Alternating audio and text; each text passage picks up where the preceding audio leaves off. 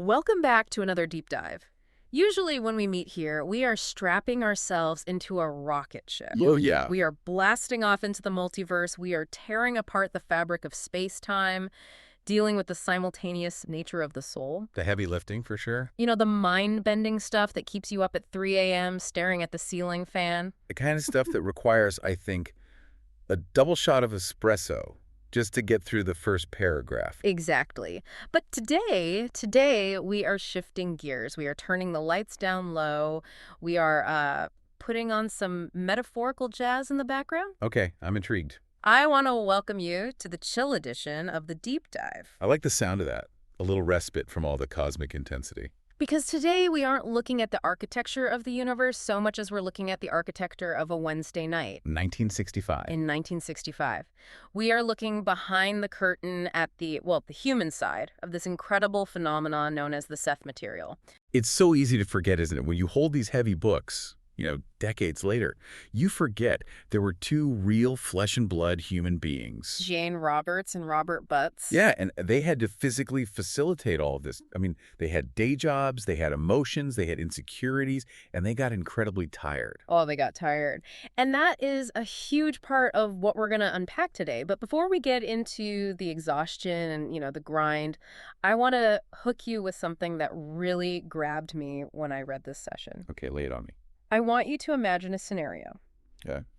Imagine you wake up, or maybe you snap out of a deep trance, and someone hands you a tape recording. They say, hey, listen to this. This is you speaking from, 10 minutes ago. That is already a nightmare scenario for most people. It is. The sound of your own voice is almost universally cringe-inducing. It's the worst. Nobody thinks they sound like that. You hear it, and you're like, do I really sound that nasal? Is that my pitch? Yeah, who is that person? But now, imagine it's even worse. Imagine the voice on that tape isn't your voice.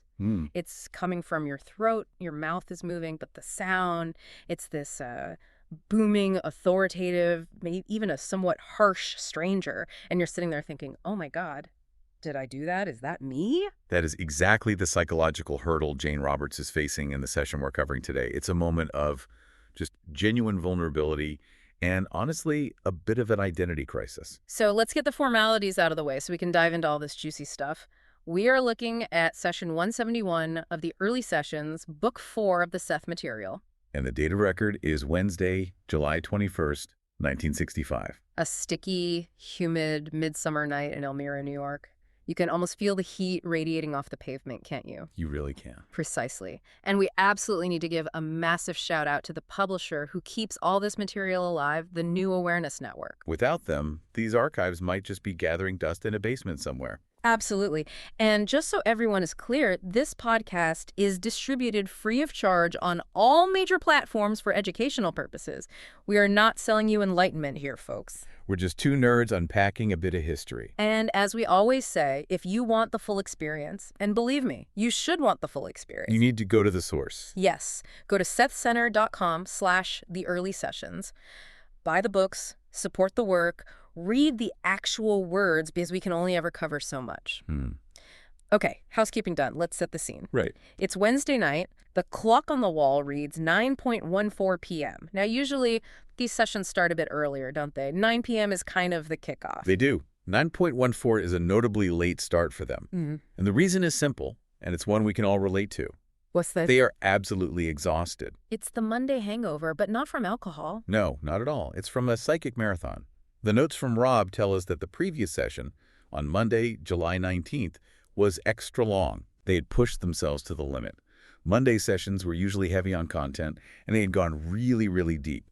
So here we are on Wednesday, just 2 days later, and the tank is running on fumes.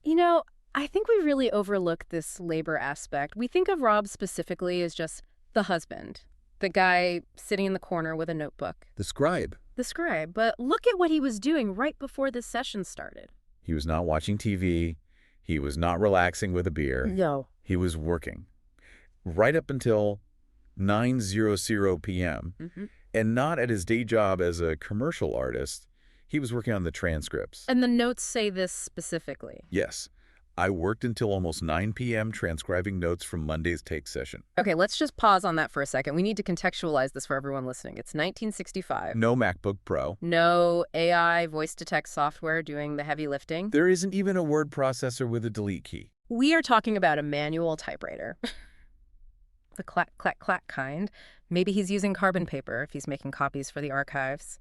He's listening to a reel-to-reel tape, pausing it, typing, rewinding because he missed a word, typing again.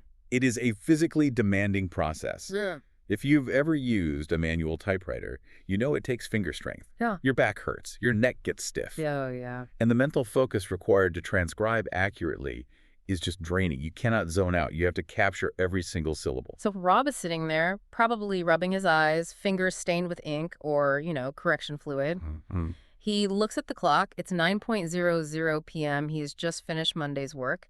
And technically, according to their schedule, they're supposed to start another session right now. And he does what any good partner would do in that situation. He looks at Jane and says, let's skip it. He gives her the out. He says, it's okay with me if you want to skip it. And honestly, reading between the lines here, I think he wanted to skip it just as much as she did. Oh, absolutely. The notes actually say they had already decided not to hold a session. They'd verbally agreed, we're done, let's just rest. But then the plot twist, Jane reconsiders. She does. Why do you think that is? If I'm that tired and I've been working all day and my partner says, hey, let's just chill, I'm absolutely taking that offer. I'm on the couch. I'm done. Right. Why does she push through? I think it speaks to her immense commitment and maybe a little bit of the anxiety that comes with being a channel. You have to remember, at this stage in 1965, the phenomenon is still evolving. It's been happening for a while, since late 63, but the intensity is really ramping up. So she might feel like she's on a roll, like she has to keep the momentum going. Exactly. There's a fear of losing that momentum. If you stop, does the connection fade? Is it harder to get back into the trance state next time? She decides, okay, we'll do it, but it has to be brief. Brief. Famous last words in the world of channeling. Usually, yes. Usually they say brief, and then Seth talks for 2 hours about the nature of subatomic particles. But in this case, she actually sticks to it. Wow. But I think this decision really highlights that this wasn't just a passive thing happening to them. It was a discipline. It was work. She had to show up, even when every cell in her body wanted to sleep. So she sits down in her rocker, but there's something else bothering her. It's not just the fatigue. There's this looming awkwardness hanging over the room. And this brings us back to that cringe factor I mentioned in the intro. The tape recording incident. Right. So let's set the context for this. On Monday, they did something different. Usually Rob just takes shorthand notes. Yep. But on Monday, they taped the session specifically for a guy named Dr. InStream. We'll get to him and the academic side of things later. But because they taped it, Jane, for the first time in a long time, actually listened to the playback. And the notes are very specific about her reaction. She was much surprised. Startled was the other word used. She was startled by her own performance. Yes, startled. And that word choice is so important. It wasn't just mild interest, it was a visceral reaction. Let's unpack this. Why was she startled? She knows she channels Seth. She knows he speaks through her. Why is the recording such a shock to her system? This gets right into the mechanics of the trance state. When Jane is in a deep trance, and she was going deeper and deeper as the sessions went on, she isn't there in the normal sense. She's dissociated. She is completely dissociated. Think of it like highway hypnosis, but multiplied. You know when you drive somewhere and you arrive, but you don't really remember the turns you took? Oh yeah, all the time. You were doing it, but your conscious mind was elsewhere. For Jane, when Seth comes through, her conscious ego steps aside. She might have a vague memory of what was said, like remembering a dream right after you wake up, but she doesn't experience the auditory quality of her own voice in real time. She doesn't feel the volume. She's checked out. So she's sitting in the living room on Monday or Tuesday. Rob hits play on the reel-to-reel, and suddenly, bam! She hears Seth, and specifically she hears the volume and the tone. She felt Seth sounded too harsh. Too harsh. And that he spoke in no uncertain terms. Imagine you're Jane Roberts.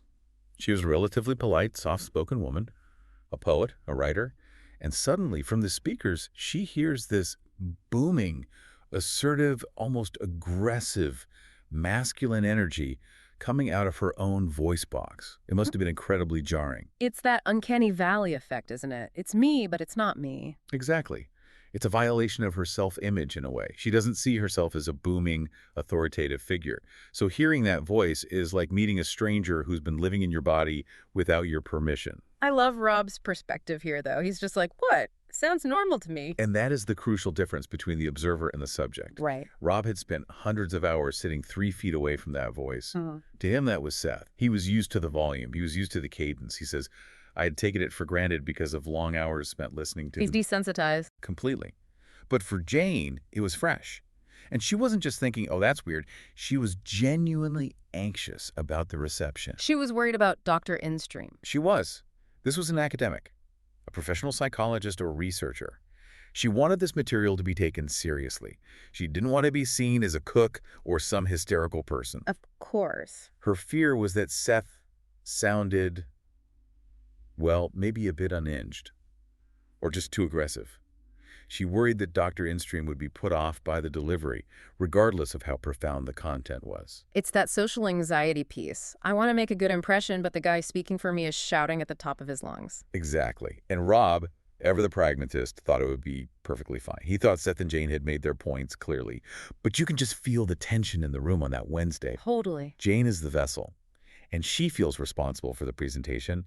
Even though she has no control over it in the moment, she feels exposed. So that's the vibe in the room on Wednesday night. They're tired. Rob's fingers are cramping from typing. Jane is feeling insecure about the harsh voice on the tape. And she sits down, closes her eyes, and what happens? The physical shift happens. It's always fascinating to track this. Her voice drops. It becomes somewhat deeper than usual. The pace slows down. Yeah. And Seth is there. And does he come out screaming? Does he say, listen up, mortals? Not at all. And this is what is so fascinating about Seth's personality. For a disembodied consciousness, he is incredibly socially intelligent. He reads the room instantly. So what's the first thing he addresses? The fatigue and the anxiety. He doesn't launch into a lecture on the nature of matter. He starts with reassurance. He says, dear friends, this will be a brief session. He promises to keep it short. He's like the ideal dinner guest. He knows when to leave. He really is. But then he says something that I think is the core philosophical nugget of this entire episode. If you take one thing away from today, let it be this. He says, do not fear that many sessions will pass before we return to our own material. We have all the time available that we need. We have all the time available that we need. Just let that sink in for a moment. That is such a stark contrast to the human experience, isn't it? Especially for Rob and Jane in that moment. They feel like they're running out of time. They're rushing to transcribe, rushing to get to bed, rushing to please Dr. Instream. Exactly. We humans are obsessed with the scarcity of time. It's our default setting. We feel like if we don't do it now, it won't happen. The opportunity will be lost. We miss the opportunity. We age. We die. Deadlines loom. Seth is speaking from a perspective of multidimensional, simultaneous time. To him, the rush is a complete illusion. He's saying, relax, the material will develop, we aren't going anywhere. It's a message of abundance versus scarcity. Precisely. And he follows it up by saying, the material itself will develop to the fullest possible scope. He is asking them to trust the process. Stop pushing the river. I think we all need to hear that sometimes, especially in our modern world where if you aren't side hustling and optimizing every second, you feel like a failure. Seth is basically saying, chill out, the time is there. It's permission to rest, which is exactly what they needed that night. But, okay, he also addresses the elephant in the room, the tape recording. Does he get defensive about his voice? Does he say, hey, I sound great, you're just being sensitive? No, he's very apologetic, actually. Shows a lot of grace. He says, I regret that when the voice has a loud volume, it does indeed sound quite harsh. He owns it. He does. He assures them it is not his intent to be harsh. He isn't trying to scare anyone. But, and this is interesting, he explains why he does it. He gives a technical reason for the shouting. Why does he do it? Why the booming voice? Why not just a conversational tone? He calls it a straightforward attitude. He says, the straightforward attitude will save us difficulties in the future. What does that mean? How does shouting save difficulties? Well, think about the signal-to-noise ratio. He's transmitting through Jane. Jane has her own subconscious, her own ego, her own doubts. If he came through whispering, vague, equivocating, it leaves room for misinterpretation. It leaves room for people to project their own ideas onto him. Or for Jane to think, is that just me thinking to myself? So the volume is like a stamp of authenticity. In a way, yes. By being forceful, distinct, and authoritative, he establishes a clear identity. He carves out a space that says, I am Seth. I am not Jane's subconscious mumbling. I am an independent entity with clear views. It cuts through the noise. Ah, so the volume is a boundary. Exactly. It establishes authority. But he acknowledges that for Jane, he calls her Rupert. It is jarring. He says, it is natural that Rupert was startled when he heard the way he sounds when he allows me to speak. He validates her feelings. He's not gaslighting her. He's saying, yeah, I get it. It sounds weird to you. And he has this fascinating insight about their relationship dynamic. He says, I cannot force and will not attempt to force Rupert to accept my independent structure on a conscious level. He will do so in time. Independent structure. That seems like the key phrase right there. It is. This is the central struggle of the early sessions. Is Seth a part of Jane, or is he something else entirely? And Jane, at this point in 1965, is still wrestling with that. Absolutely. She's terrified that maybe she's just making it up or it's some split personality. And Seth is patiently waiting for her to realize that he is a separate, independent consciousness. But he doesn't force it. He says explicitly, I cannot force. This is so crucial for the ethics of channeling. It's not possession. He isn't hijacking her. It's a cooperative agreement. If Jane isn't ready to accept his independence, he can't beat it into her. She has to get there on her own. It's like he's playing the long game. He always plays the long game. Because, as he just said, they have all the time they need. There's also this really lovely moment where he talks about repaying them. It really softens his image. Yes, he says, I appreciate the basic inconvenience which the sessions cause. The basic inconvenience. I love that phrasing. He knows he's a hassle. He knows he's disrupting their evenings. They could be watching a movie or sleeping or just talking to each other. Instead, they're doing this weird psychic work. And he says, I will endeavor to help you in whatever way I can so that you are to some small extent repaid. That shows a real reciprocity. This isn't a parasite-host relationship. It's a partnership. Yes. He cares about their well-being. He wants to give back. It creates a sense of mutual respect. He isn't just using Jane as a telephone. He's engaging with them as friends. He wants to bring value to their lives to balance the scales for the energy they're expending. And speaking of friends hanging out, he mentioned something about the notes. We talked about Rob slaving away at the typewriter, cramping up. What's Seth's take on that whole process? He actually says he prefers sessions without notes. Really? But then there's no record. Doesn't that sort of defeat the purpose? Well, the purpose is the book, yes. But for the relationship, he prefers the freedom. He says, I regret the technical difficulties involved on your part. He sees Rob struggling. And he says, that is why, now and then, I enjoy sessions on a less formal basis without your notes. Why? Just to save Rob the trouble. That's part of it. But also, he says, it allows you some freedom, and it allows me the opportunity to speak with you in a more normal manner. A more normal manner. That is such an interesting choice of words for a spirit guide. Think about it. Think about the difference between when you're being recorded versus when you're just chatting over a drink with a buddy. Yeah. When you're being recorded, transcribed word for history, you're careful. You structure your sentences. You're performing, in a sense. You are the expert. I definitely change my voice when the on-air light turns on. We all do. Seth is saying, I like it when we can just talk.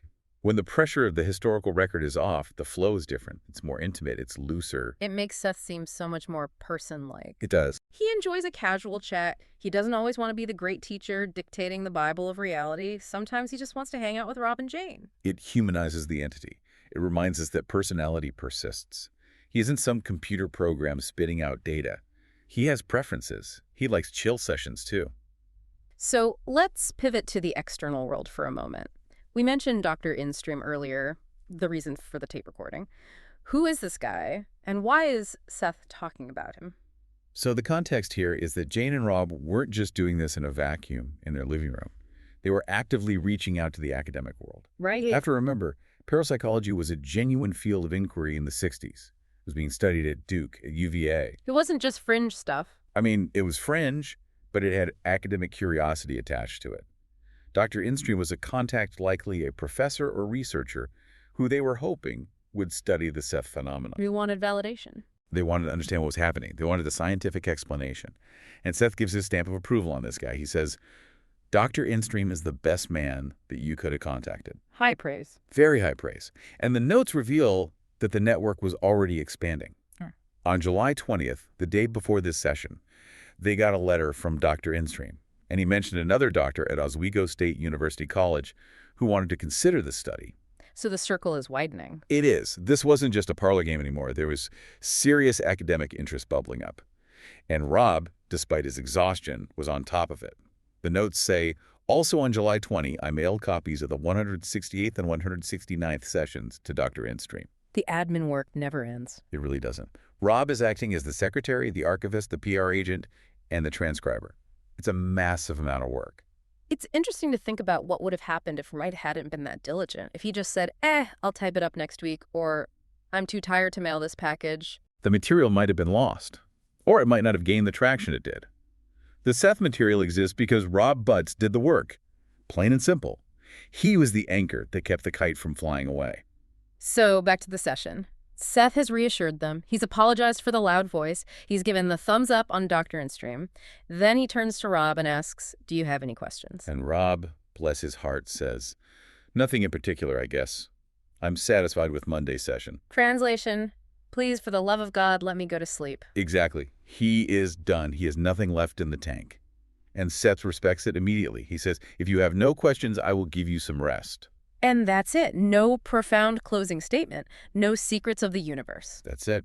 Good night, Seth. The session ends at 9:25 p.m. So the whole thing was, what, 11 minutes? About that. Maybe even less, considering the time it takes to go in and out of trance. That is incredibly short for a Seth session. Usually they go for an hour or more. It is rare. But it serves a purpose. Yeah. It reinforced the connection without draining the battery. It was a maintenance session. It was Seth showing up to say, I'm here, I love you guys, now go to bed. And what about Jane? How was she when she came out of it?